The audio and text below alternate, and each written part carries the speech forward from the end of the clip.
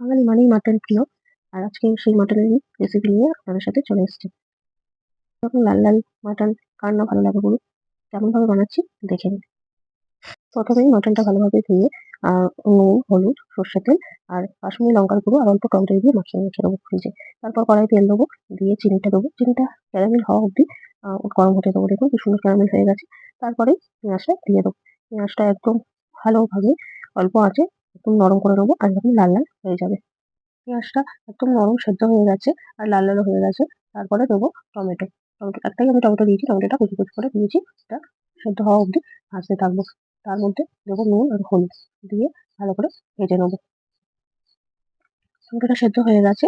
সেদ্ধ হওয়ার পরে এর মধ্যে দিয়ে দেবো আদা বাটা আর লঙ্কা বাটা। আদা বাটা আর লঙ্কা বাটাটা দিয়ে ভালো করে ভাজতে ভাজতে এর মধ্যে দেবো জিরে গুঁড়ো, দিয়ে ভালো করে ভাজতে থাকবো। যতক্ষণ না তেল ছাড়ে ততক্ষণ এটাকে কষাতে থাকবো। দেখুন কি সুন্দর তেল ছেড়েছে, চারপাশটা কি সুন্দর পাশ দিয়ে তেল উঠেছে। তারপরে দিয়ে দেবো ম্যারিনেট করা মাটনটা। ফ্রিজ থেকে খানিকক্ষণ আগেই বের করে রেখেছিলাম, দিয়ে তারপরে দিয়ে দিয়েছি। এবারে ঢেকে ঢেকে ওটাকে ভালো করে কষাবো। দেখুন কি সুন্দর পাশ দিয়ে তেল ছেড়েছে।